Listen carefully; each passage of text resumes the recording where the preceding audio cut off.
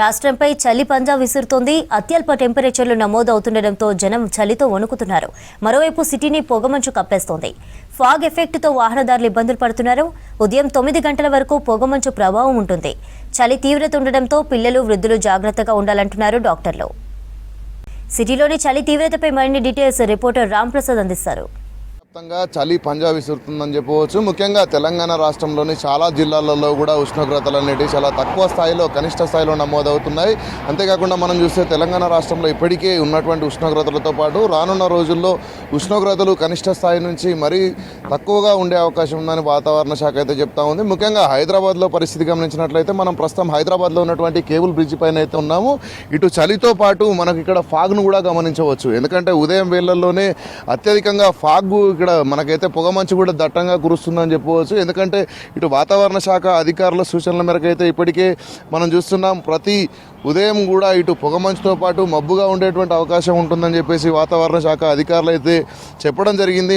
అంతేకాకుండా గరిష్ట ఉష్ణోగ్రత వచ్చేసి 29.5 సెంటీగ్రేడ్లు ఉన్నప్పటికీ కూడా కనిష్ట ఉష్ణోగ్రత అనేది 10 నుంచి 15 సెంటీగ్రేడ్ ఉండే అవకాశం ఉంటుందని ఇప్పటికే వాతావరణ శాఖ చెప్తా ఉంది. దీనికి సంబంధించి మనం ఈ చలితో పాటు ఈ కనుక పొగమంచును కనుక గమనిస్తే ఇందులో గాలిలో ఉండేటువంటి తేమ శాతం కూడా 0.78% కూడా పడిపోతుందని చెప్పేసి అయితే వారు చెప్తున్న పరిస్థితి అయితే ఉంది. అంతేకాకుండా రానున్న వారం రోజుల పాటు కూడా ఈ యొక్క చలి తీవ్రత పెరిగే అవకాశం ఉందని చెప్తున్నటువంటి నేపథ్యంలో అయితే ప్రధానంగా మనం చూసుకుంటే ఈరోజు కనిష్ట ఉష్ణోగ్రతలు కనుక గమనిస్తే ఇటు ఆదిలాబాద్ కానీ, అదేవిధంగా కొమురం భీం, నిర్మల్, మంచిర్యాలతో పాటు అదేవిధంగా మెదక్, సంగారెడ్డిలో కూడా ఈ యొక్క ప్రభావం కొంత ఎక్కువగా ఉన్నట్లయితే అధికారులు చెప్తా ఉన్నారు. మనం కనుక గమనిస్తే హైదరాబాద్ మొత్తం కూడా పొగమంచు అనేది చాలా దట్టంగా అన్ని ప్రాంతాలలో ఉందని చెప్పవచ్చు. దీనికి సంబంధించి మనం విజువల్స్లో కూడా చూస్తున్నాం. ఇప్పుడు మనం ఉన్నటువంటి ఏదైతే కేబుల్ బ్రిడ్జ్ ఉందో ఇక్కడ ఉన్నటువంటి దుర్గం చెరువు పరిసర ప్రాంతాలన్నీ కూడా ఫాగ్ కారణంగా కనిపించినటువంటి పరిస్థితి అయితే మనం చూస్తున్నాం.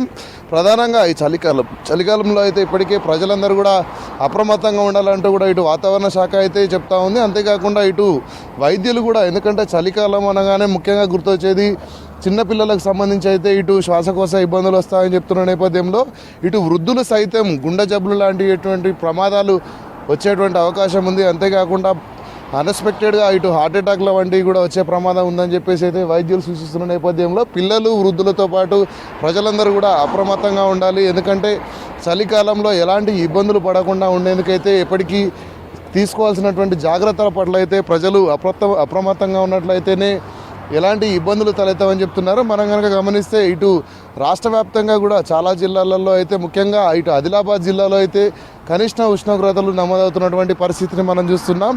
మనకు చూడవచ్చు, గంటకు 4.8 కిలోమీటర్ల వేగంతో అయితే ఇటు గాలులు వీచేటువంటి అవకాశం ఉందని కూడా ఇటు వాతావరణ శాఖ అధికారులు చెప్తున్నారు.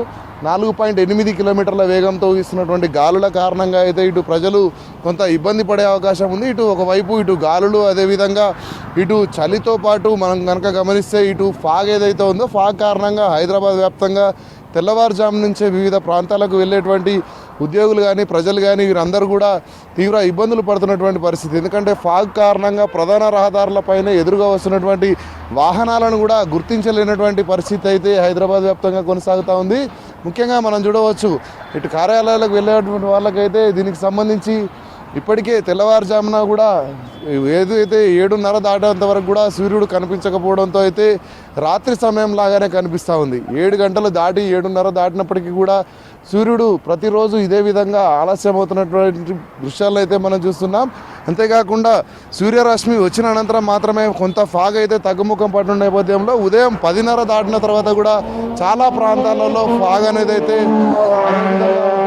ఫాగ్ కారణంగా ప్రజలందరూ అయితే కొంత జాగ్రత్తలు పాటించాలని చెప్పేసి ఇప్పటికే ఇటు వాహనదారులకు కూడా హెచ్చరికలు జారీ చేయడం జరిగింది. ఎందుకంటే ఫాగ్ కారణంగా ఎదురుగా ఉన్నటువంటి వచ్చేటువంటి వాహనాలు గుర్తించడంలో కొంత ఇబ్బంది అయితే తలెత్తుతూ ఉంటుంది. దీనికి సంబంధించి ప్రజలైతే ఎప్పటికప్పుడు ఇటు దట్టమైన పొగమంచే కానీ, అదేవిధంగా చలి తీవ్రత నుంచి బయటపడేందుకు చాలా జాగ్రత్తలు పాటించాల్సిన అవసరం ఉంటుంది. ప్రధానంగా మనం చూస్తే హైదరాబాద్లో ఉదయాన్నే చాలామంది వాకింగ్ కూడా వెళ్తూ ఉంటారు. ఈ చలి కారణంగా వాకింగ్కి వెళ్ళినటువంటి సందర్భాల్లో అయితే వారికి కొన్ని శ్వాసకోశ ఇబ్బందులు వచ్చేటువంటి అవకాశం ఉంటుంది. ముఖ్యంగా మనం గమనిస్తే గాలిలో తేమ శాతం కూడా తగ్గుతున్న క్రమంలో అయితే ప్రజలందరూ కొంత సూర్యుడు వచ్చిన తర్వాత 8 గంటల తర్వాతనే వాకింగ్ చేసేటువంటి వెసులుబాటును చేసుకోవాలని చెప్పేసి కూడా ఇప్పటికే వైద్యులు అయితే ప్రజలకు సూచనలు చేస్తున్నటువంటి పరిస్థితి కొనసాగుతూ ఉంది. ఈ చలి తీవ్రతలు రానున్న రోజుల్లో మరింత కనిష్ట ఉష్ణోగ్రతలు నమోదయ్యే అవకాశం ఉన్నట్లు కూడా హైదరాబాద్ వాతావరణ శాఖ అయితే చెప్తా ఉంది. కెమెరామెన్ శ్రీనివాస్తో రామ్ ప్రసాద్, V6 న్యూస్, హైదరాబాద్.